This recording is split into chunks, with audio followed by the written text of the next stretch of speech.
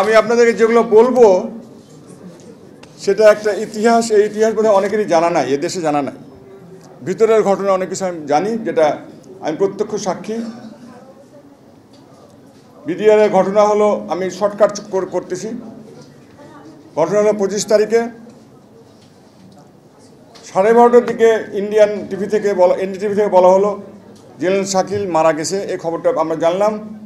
আমি তো national defence কলেজের কমান্ডার ছিলাম। আমার আন্ডারে ব্রিগেডিয়ার মাইনুল, উনি আমার সাথে আমার আন্ডারে চাকরি করতেছিলেন। উনি আমাকে সেদিন জানালেন, স্যার আমি বিডিআরে চলে যাচ্ছি ডিজি হয়ে। পরে জানিয়েছেন উনি চলে গেছেন অলরেডি পরের দিন, আমাকে না জানিয়েই। আমি তার বস ছিলাম। যাই হোক, ওখানে গিয়ে উনি ডিজির দায়িত্ব গ্রহণ করলেন।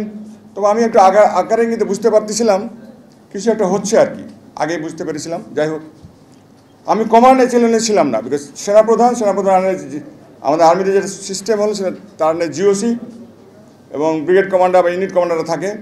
যেহেতু আমি ন্যাশনাল ডিফেন্স কলেজে ছিলাম, কমান্ডের বাইরে ছিলাম, পরের দিন আমি জেনারেল মঈনকে ফোন করলাম দুপুরের দিকে, বলেছে খবর কি। আমি তখন দ্বিতীয় সেনাবাহিনীতে বলতে গেলে জেনারেল মঈনের পরে আমার দ্বিতীয় স্থান, আমি লেফটেন্যান্ট জেনারেল ছিলাম সে সময়। আমি পরবর্তী অফিসে ছিলাম। কাজে আমার একটা দায়িত্ব বর্তায় গেল। এই দুর্দিনে আমাকে ওনাকে সাহায্য করা বা এই দেশকে সাহায্য করা বা বিডিআরকে সাহায্য করা বা বাংলাদেশ সেনাবাহিনীকে সাহায্য করা বা বাংলাদেশ জাতিকে সাহায্য করা। তো উনি বললেন যে হ্যাঁ এই তো অবস্থা চলতেছে। আমাকে উনি জিজ্ঞেস করলেন যে তুমি কি জানো শাকিল বেঁচে আছে কিনা। ভেরি ফানি, আমি কেমন করে জানবো, জানলে আপনি জানবেন। কিন্তু এটা কিন্তু আগের দিন ইন্ডিয়ান টিভিতে অলরেডি বলে দেওয়া হয়েছে যে শাকিল মারা গেছে। আমরা বিভিন্ন রকম খবর পাচ্ছিলাম, বাট আমি সেনাবাহিনী প্রধান থেকে ডাইরেক্ট কথাটা শুনতে চেয়েছিলাম। তো উনি বললেন যে তুমি কি জানো যে জেনারেল শাকিল মারা গেছে কিনা। যাই হোক, তারপরে 25, 26, 27 শুক্রবারের দিন, মোস্ট প্রবল 28 তারিখ কি 27 তারিখ হবে, উনি আমাদের ঢাকা এরিয়ার সমস্ত অফিসারকে ডাকলেন সেনা সদরের পিছনে আমাদের একটা বড় একটা অডিটোরিয়াম আছে। এটা কিন্তু ইতিহাস, আপনারা জেনে নেন। এই ইতিহাস আপনারা কোথাও এখন পর্যন্ত পান নাই, আপনারা জানেন না। আমি একজন সাক্ষী, এখন জীবিত আছি। একদম এটা উঁচু লেভেলের ইতিহাস, উঁচু স্তরের ইতিহাস। কর্নেল হাসিনুর বা জেনারেল হাসান নাসির বা আরও অনেক কিছু বলে গেলেন ট্যাকটিক্যাল লেভেলে। আমি এটা প্রধানমন্ত্রীর সাথে আমাদের তখন 1-to-1 কথাবার্তা হচ্ছে। তো জেনারেল মঈন আসলেন বিকাল ঠিক জুম্মার, আমি নামাজ পড়ে বাসায় আসছি, খেতে বসছি, তখন আমি খবরটা পেলাম যে স্যার সেনাপ্রধান সকল অফিসারের সাথে কথা বলতে চান। বা এই ঢাকা এরিয়া, পুস্তকলা, গাজীপুর, সাভার ছাড়া সমস্ত এরিয়া অনেক অফিসার, প্রায় 1000-2000 অফিসার হবে তখন। হ্যাঁ, এরকম 1000-1500 অফিসার হবে, ইয়াং অফিসার সব, major, captain, lieutenant colonel maximum. আমরা বসলাম, আমি সব সামনের সারিতে ছিলাম। জেনারেল মঈন আসলেন, রোস্ট্রামে দাঁড়ালেন, উনি বক্তৃতা দেওয়া শুরু করলেন। উনি যেমনই বলছেন আসসালামু আলাইকুম ভদ্র মহিলা যেমনি কথা বলছেন, অফিসার সব রা করে উঠলো। কেউ চেয়ার ছুঁড়ে মারতেছে, কেউ কাঁদতেছে, কেউ মারতেছে, মানে চিৎকার করতেছে। কথা বলতে দিবে না ওনাকে কথা বলতেই দিল না ওনাকে। বলে আপনি কেন কথা বলবেন, আপনি তো আমাদের কিছু করেন নাই আমাদের জন্য, আমাদের অফিসারদের বাঁচাতে আপনারা আসেন নাই, আমার কোর্সকে তো আপনি বাঁচাতে আসেন নাই, আমার ইউনিট অফিসারকে তো বাঁচাতে আসেন নাই, আমার রুমমেটকে তো আপনি বাঁচাতে আসেন নাই, আমার প্লাটুন মেটকে তো আপনি বাঁচাতে আসেন নাই, আমার ইউনিট অফিসারকে তো আপনি বাঁচাতে কিছু করেন নাই। উনি আমার কিছু করার, উনি হয়তো বলার চেষ্টা করলে আমার কিছু করার ছিল না, এটা প্রধানমন্ত্রীর নির্দেশ ছিল। তো অফিসাররা মানতে নারাজ, কোনোই কথা শুনবে না, একদমই কথা শুনবে না। তা আমি পিছনে তাকাই দিলাম, এটা কি সেনাবাহিনী, সেনাপ্রধান কথা বলতেছে। আমি একটু বিস্মিত হয়ে গেলাম, কিংকর্তব্য বিমূঢ় হয়ে গেলাম, এটা কি হচ্ছে। আমি একটু বুঝতে পারতেছিলাম জিনিসটা। তারপরে 2-1 অফিসার দাঁড়ালো, কিছু ব্রিগেডিয়ার লেভেলে 2-1 ঠান্ডা করার চেষ্টা করলো। অফিসাররা কোনো কথাই শুনতেছে না। জেনারেল মঈন আমাকে শেষ পর্যন্ত বলে, তুমি একটু মাইকটা নাও, একটু শান্ত করার চেষ্টা করো। আমি মাইকটা নিলাম। প্রথমে আমি অফিসারকে একটু রাগান্বিতভাবেই বললাম, তোমরা যদি এরকম শোরগোল করো তো দেশটা সর্বশান্ত হয়ে যাবে, দেশটা চলে যাবে। কেন যেন আমার মুখ দিয়ে কথা বের হয়ে গেল। হয়তো আল্লাহ তাআলা বলল যে দেখো, একটা বাহিনী নষ্ট হয়ে গেছে, বিডিআর শেষ হয়ে গেছে, শত্রু কিন্তু অপেক্ষা করতেছে যে পরবর্তী বাহিনী যেটা হলো আর্মি, সেনাবাহিনী তারা ঢুকবে এবং সেনাবাহিনীতে পুরোপুরি ধ্বংস করে দিতে পারে, বাংলাদেশ খতম হয়ে যাবে। আমি ঠিক এই কথা বলছিলাম। আমি যতটুকু মনে কথাকে আমি হাজির নাজির করে বলছি, আমি এই কথা বলেছিলাম, দেখো একটা বাহিনী নষ্ট হয়ে গেছে, তোমরা যদি আমাদের কথা না শুনো, শান্ত না হও, শৃঙ্খলা ফিরিয়ে না আনো, তাহলে কিন্তু আরেকটা বাহিনীতে তারা ঢুকে যাবে, আর্মিকে শেষ করে দিবে। এটা আমি কেন বলেছিলাম, আমি জিয়াউর রহমানের সময় প্রত্যেক সপ্তাহে সপ্তাহে একটা করে কু হতো আর্মিতে, তখন আমি আর্মিতে জয়েন করি মাত্র। আর এই কু দেখতে দেখতে খুব তিক্তব্যক্ত হয়ে গেছিলাম, আর কত কু দেখবো। জিয়াউর রহমান যখন চিটাগাংয়ে মারা যান, তখন আমি চিটাগাংয়েই ছিলাম। এই রক্তক্ষরণ অনেক দেখেছি আর্মিতে, অনেক হত্যা দেখেছি, অনেক কু দেখেছি, অনেক হত্যাকাণ্ড দেখেছি, অনেক ষড়যন্ত্র দেখেছি। ইয়াং অফিসার পার্টিগুলো আমাদের করতে হতো, সামনে দাঁড়াতে অনেক ভুল, হয়তো বা যে কোনো সময় যে কোনো অঘটন ঘটে যেতে পারতো, বাট আল্লাহ আমাকে এখন বাঁচিয়ে রাখছেন, আলহামদুলিল্লাহ। তো এই কথা বলার পর কেন জানি অফিসার একটু ঠান্ডা হলো, কিছুটা ঠান্ডা হলো, ঠিক আছে, আসলেই তো তাই। অফিসাররা আমাকে জেনারেল মঈন পরে বললেন, ওনার কাছে তখন গোয়েন্দা তথ্য ছিল যে প্রত্যেকটা অফিসার একটা সন্ধ্যার মধ্যে ম্যাগাজিনে গিয়ে একটা করে এসএমজি উঠাবে, 6টা করে ম্যাগাজিন নেবে এবং সারা দেশে তারা ছড়িয়ে পড়বে, শত্রুকে তারা খুঁজে বের করবে, কারা এই কাজ করলে তাদের খুঁজে বের করবে। তো আমি জেনারেল মঈন আমার সাথে পরে শেয়ার করলেন, ওনার অফিসে আসার পরে আমি না, এটা আমরা হতে দিতে পারি না, এটা হলে হবে কি, অফিসাররা একদিকে চলে যাবে, সৈনিকেরা একদিকে চলে যাবে, দেশের সেনাবাহিনী দেশের সাধারণ মানুষ আরেক দিকে চলে যাবে, দেশের ছিন্ন ভিন্ন হয়ে যাবে। জেনারেল মঈন আমাকে এটাও বললেন যে জোরহাটে একটা ইন্ডিয়ান প্যারা ব্রিগেড অপেক্ষা করতেছে, যে কোনো সময় তারা ঢাকাতে আসতে পারে এবং আমাদের বর্তমান প্রধানমন্ত্রীকে হয়তো বা ওনারা উঠায় নিয়ে যাবেন। আমরা না এটাও আমরা হয়তো দেবো না। এখন ইদানিং একটা সোয়াসের ইন্ডিয়ান একজন প্রফেসর তার বইতে এটা লিখেছেন যে জোরহাটে একটা প্যারা ব্রিগেড রেডি ছিল এবং তারা একটা কোর মানে 3টা ডিভিশনের একটা ব্রিগেড, একটা আর্মি কমান্ড, সেটা কুমিল্লার মুখে তারা ঢোকাবে প্ল্যান করেছিল। এত বড় বিপদের মধ্যে আমরা ছিলাম, বিরাট বড় বিপদ। বিডিআর তো শেষ হয়ে গেছে, আমাদের অফিসারগুলো শেষ হয়ে গেছে, আমাদের অফিসারদের ওয়াইফদেরকে যে বিশ্রীভাবে, এটা ভাষায় প্রকাশ করা যাবে না, যাই হোক, এবং আমাদেরকে বিট্রে করা হয়েছে, পলিটিক্যাল লিডার আমাদেরকে বিট্রে করেছে।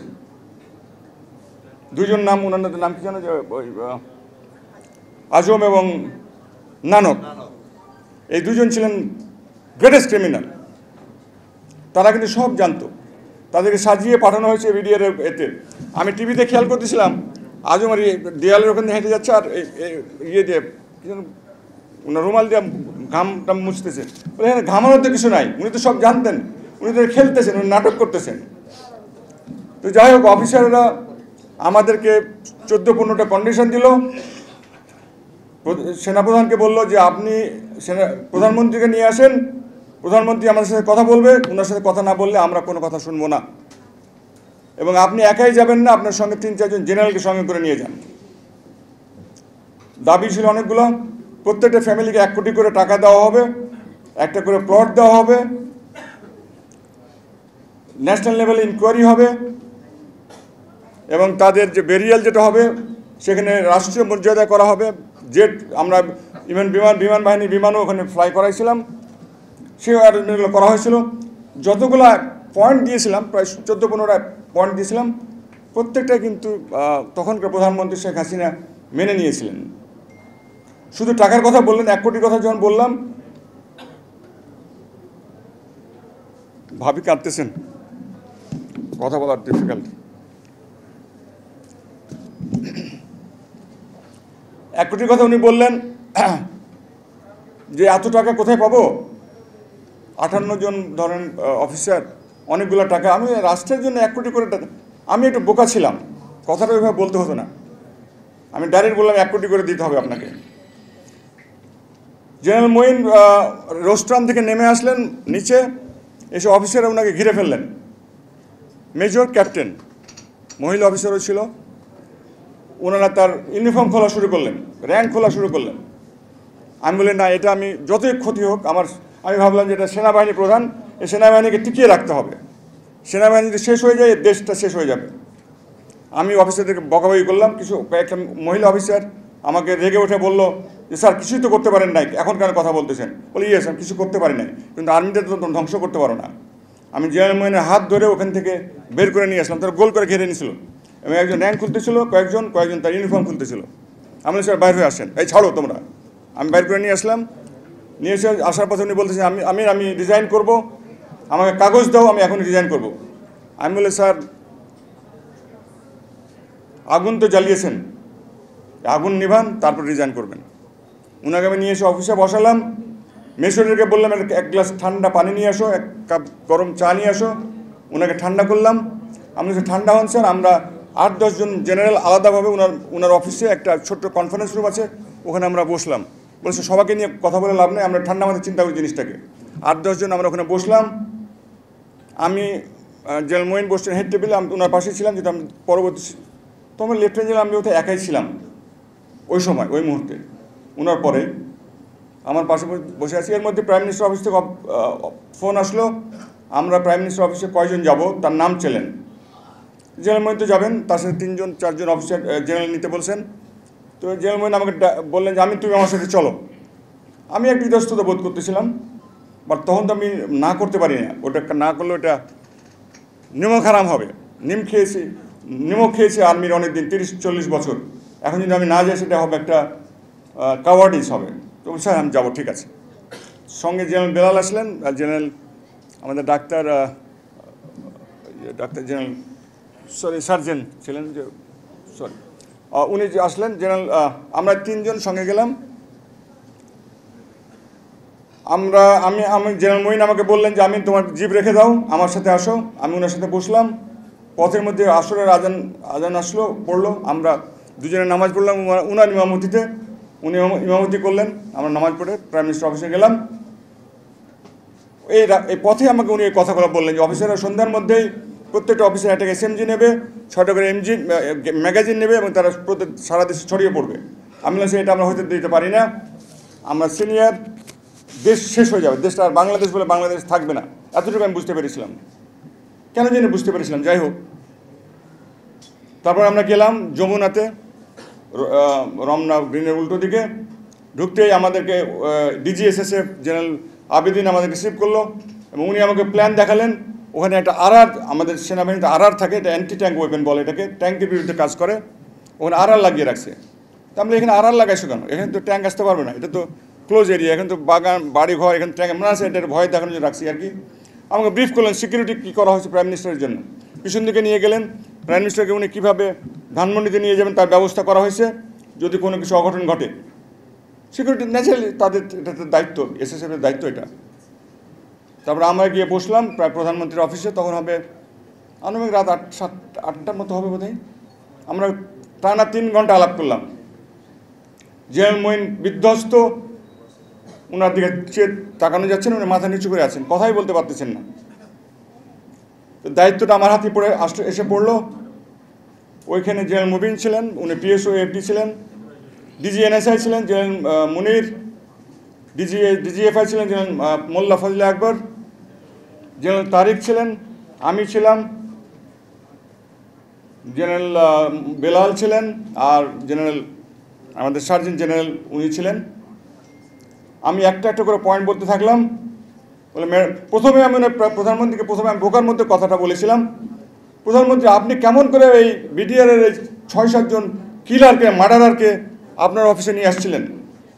ওই যে DAD যারা ছিল, বিপ্লব যারা করেছিল আর কি, মানে হত্যাযজ্ঞের প্রধান ছিল যারা, এবং তাদেরকে সেরাটন থেকে আপনি খাবার নিয়ে এসে খাওয়াইছেন। আমি আসলে বুঝি না জিনিসটা, এটা তো খুব অফেন্সিভভাবে নিয়েছে তারা। বলে আরে এত বড় কথা, প্রধানমন্ত্রীকে চ্যালেঞ্জ করতেছে। আমি বলি ম্যাডাম না, ওটা না, কথা হলো আপনার নিচে তো DG আছে, সেক্রেটারি আছে, মন্ত্রী আছে, MP আছে, সেনাপ্রধান আছে, বিমানবাহিনীর প্রধান আছে, তারা কি করতেছে? আগে তারা করুক, তারপরে আপনার কাছে আসবে, এবং তাদের সব বেল খোলা, তারা আন্ডার অ্যারেস্ট। এই অবস্থায় আপনার অফিসে কীভাবে তারা আসলো এবং সেরাটন থেকে কীভাবে খাওয়ালেন? আমি এই কথাটা বোকার মতো ডাইরেক্টলি বলেছিলাম, হয়তো বলাটা ভুল ছিল, আমার ল্যাঙ্গুয়েজের টোনটা বোধহয় ভুল ছিল। যাই হোক, তখন হুঁশ ছিল না, যা বলার বলেছি আর, যাই হোক, what ever it is. But আমার কাছে সর্বাগ্রে চিন্তা লেগেছিল সেনাবাহিনীটাকে বাঁচাতে হবে, দেশটাকে বাঁচাতে হবে। এই কথাটা সবসময় চিন্তা করতেছিলাম। সেনাবাহিনীটাকে বাঁচাতে হবে, বিডিএ তো শেষ হয়ে গেছে এবং সে দেশটাকে সেনাবাহিনীকে আমরা বলি সেন্টার অফ গ্র্যাভিটি, এটা আমরা মিলিটারি টার্ম। কোনো দেশে যদি সেন্টার অফ গ্র্যাভিটি নষ্ট হয়ে যায় ওই দেশটা টিকে না। তো সেনাবাহিনী যদি নষ্ট হয়ে যায়, এটা জেনারেল জিয়াউর রহমানের দর্শন ছিল যে সেনাবাহিনীর টার্গেট ছিল ইন্ডিয়ার সব সময় সেনাবাহিনী ধ্বংস করতে বলে আর্মি বাংলাদেশটাকে পর্যদস্ত করে দেওয়া যাবে। সব পয়েন্ট বলতে বলতে বলতে আমাদের রাত 12টা 1টা পর্যন্ত বেজে গেল। এর মধ্যে মোস্ট প্রবাবলি প্রণব বাবুর একটা ফোন আসলো। আমি বুঝতে পারলাম ফোনটা আমাদের সামনে না, উনি পাশের রুমে গিয়ে অ্যাটেন্ড করলেন, করে এসে আবার এসে বললেন যে আমাদের বর্ডার এখন সিকিউর, বর্ডারে কোনো সমস্যা হবে না, আমি এটা আশ্বস্ত পেয়েছি। কিন্তু কে ফোন করেছে ওটা বলেন নাই, বাট আমার ধারণা এটা ফোনটা প্রণব বাবুর থেকে আসছিল, এটা আমার ধারণা। আমার ধারণা ভুল হওয়ার কথা না মনে হয়। তারপরে কথা হলো যে আপনাকে যেতে হবে, অফিসারদেরকে অ্যাড্রেস করতে হবে এবং আপনার আশ্বস্ত পেলে আমরা অফিসাররা বলে দিয়েছে প্রধানমন্ত্রী এসে কথা না বললে আমরা এই ডেড বডিগুলোকে ইয়ে করতে দিব না, বেরিয়াল করতে দিব না, দাফন করতে দিব না। এটা অফিসারদের কন্ডিশন ছিল, পূর্ব শর্ত ছিল। আমাদের বিরাট ব্যাপার, ডেড বডিগুলো সব 60টা ডেড বডি সিএমএইচে পড়ে আছে, এটা সহ্য করা যাচ্ছে না। তো তারপরে আপনাকে যেতে হবে। জেনারেল মঈন বলেন যে স্যার ম্যাডাম আপনি আজকেই চলেন না কালকেই চলেন। আমি না স্যার এত তাড়াতাড়ি নেওয়া যাবে না, আমরা 2টা প্রেসিডেন্টকে মেরে ফেলেছি। এই বদনাম আমাদের সেনাবাহিনীর রয়ে গেছে। প্রধানমন্ত্রীকে আমার দেশটাকে ধ্বংস করে দেওয়ার ষড়যন্ত্র ছিল এটা। যেদিন পাদুয়া এবং রৌমারির ঘটনা হয় তার 2 দিন পরে ইন্ডিয়ান পার্লামেন্টে দাঁড়ায় ওখানকার ডিফেন্স সেক্রেটারি, ডিফেন্স মিনিস্টার একজন রিটায়ার্ড মেজর ছিলেন, উনি বলেছিলেন যে আমরা এটা প্রতিশোধ নেব একদিন, উইল টেক রিভেঞ্জ। উনি বলেছিলেন আমরা রিভেঞ্জ নেব। আপনাদের যদি আবার খেয়াল থাকে, কিছুদিন আগে Indian defence minister Rajnath Singh লখনৌতে বলেছেন যে তোমরা প্রস্তুত হও। উনার কমান্ডারকে বলেছেন, ইন্ডিয়ান কমান্ডারকে বলেছেন এবং বাংলাদেশের সাথে কীভাবে যুদ্ধ করতে হবে সেটা একটা প্ল্যান করো। আপনারা কি দেখতে পাচ্ছেন না সেক্রেটারি বিল্ডিংয়ে আগুন লেগেছে? আমি 15 দিন আগে একটা সভায় বলেছিলাম যে আমরা সামনে সমূহ বিপদের সম্মুখীন হচ্ছি। আমি কিন্তু ওখান থেকে ওখান থেকে ড্র করেছি, ওইটাই ছিল ওয়ার্নিং। তারা বিভিন্ন জায়গায় ডিস্টার্ব করতেছে, রংপুরে ডিস্টার্ব করতে চায়, চিটাগং ডিস্টার্ব করতে চায়, বান্দরবান ডিস্টার্ব করতে চায়, চিটাগং ফেনী রোডে ডিস্টার্ব। তা আপনাদের দেখলে বুঝতে হবে, সিগন্যালগুলো বুঝতে হবে। That was the signal, that was the signal. তারপরে আমরা হিন্দুদেরকে এখানে অত্যাচার করতেছি, কিছুই তো নাই এখানে, কিছুই তো হয়নি, কিছুই হয়নি। কাজে আমাদের সার্বভৌমত্ব কিন্তু সবসময় আন্ডার থ্রেট, এতটুকু বুঝতে হবে। জনগণকে বুঝতে হবে, সাধারণ মানুষকে বুঝতে হবে। সাধারণ মানুষ বুঝলেই দেশটা টিকে যাবে। এই দেশকে ঠিক ইয়ে করা, পদানত করা অত সহজ নয়। আমাদের এখন 12টা ডিভিশন আছে, আর্মি ডিভিশন আছে, আমাদের বড় একটা বিডিআর ফোর্স আছে, আমাদের বড় একটা আনসার ফোর্স আছে, আমাদের বড় একটা বিএনসিসি ফোর্স আছে, আমাদের 18 কোটি মানুষ আছে। এখান থেকে আমরা 1 কোটি সৈনিক পাবো। 10 লাখ 20 লাখ ছাত্রকে যে আমরা ট্রেনিং দিই 3 মাস ধরে, শুধু এসএমজির উপর 2টা গ্রেনেড শেখাই দিই, যথেষ্ট যে কোনো আর্মিকে ঠেকায় দেওয়া যায়। 10 লাখ এই অ্যাবেল বডি আমাদের ছাত্রীদেরকে 3 মাস যদি ট্রেনিং দিই আর্মি থেকে আমরা, এবং প্রত্যেকে একটা এসএমজি দেবো, 6টা করে ম্যাগাজিন দেবো এবং 2টা করে গ্রেনেড ধরাই দেবো। আমাদের কিচ্ছু করা লাগবে না, আর্মির কিছু করা লাগবে না। ইন্ডিয়ান আর্মি ভিতরে আসুক, তারা পালায় চলে যাবে। এবং আমরা লিডারশিপ দেব, আমরা আপনাদের ডিরেকশন দেব, আপনাদের প্রশিক্ষণ দেব, আপনাদের সরবরাহ দেব, আপনাদের গান দেব, আপনাদের ম্যাগাজিন দেবো। সেই ক্ষমতা আমাদের রয়েছে। কাজে ভয় পাওয়ার কিছু নাই। নতজানু পররাষ্ট্র নীতি দিয়ে আমরা চলবে না, নো ওয়ে, সরি। আমরা অনেক দেখেছি এবং বিডিআর ঘটনার এটা শুরু হয়েছিল, সেটা চলতেছে, আজকে পর্যন্ত চলতেছে। সেক্রেটারিয়েট বিল্ডিংয়ে অলরেডি আগুন লেগে গেছে, আর কত জায়গায় আগুন লাগবে আল্লাহ পাক জানেন। আপনারা সাবধানে থাকবেন। আমার বয়স হয়ে গেছে, আমি এখন 70 বছর হয়ে গেছে। আমরা কী বা করতে পারি, হয়তো বা দিক নির্দেশনা দিতে পারি, আর কী বা করতে পারি। বাট ছাত্রদেরকে, ইয়াং স্টার যারা আছে, আমাদের সেনাবাহিনীকে, আমাদের আনসার বাহিনীকে, আমাদের আমি বিজেপিকে কোনোদিন বিজেপি বলি না এখন পর্যন্ত, সবসময় বিডিআর বলি। Come what may, I always say BDR, আমি সবসময় বিডিআরই বলি।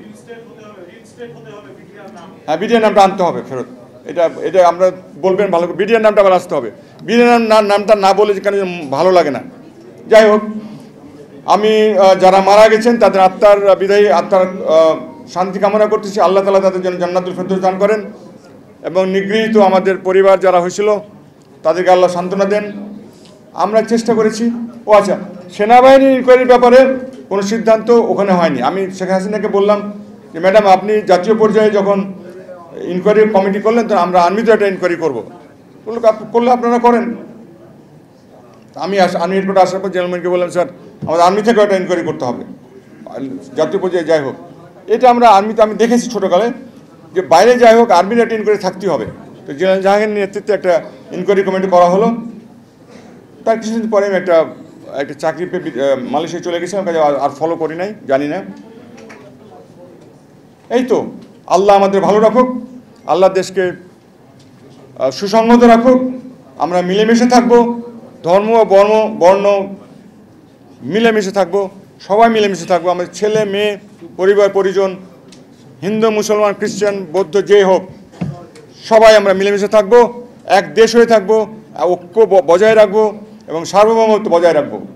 আমি সবশেষে সবাইকে ধন্যবাদ জানাবো, বিশেষ করে স্যার আপনার ফজলুল সাত্তার বেশি জোরে জোরে কথা বলছিলেন, আপনাকে আরও ঠান্ডাভাবে কথা বলতে হতো। তা আমি তো বুঝি না কীভাবে কথা বলতে হবে। তো সে এত তর্ক করতে গেলেন কেন? আবার চাকরিটা কেন খোয়ালেন? উনি এই কথাটা অনেকেই গল্পটা করেছেন, আমাকেও বললেন যে আপনি কেন তর্ক করতে গেলেন, আপনার চাকরিটা খোয়ালেন। ডাজন্ট ম্যাটার, আমি তো জেনারেল হয়েছি। বাট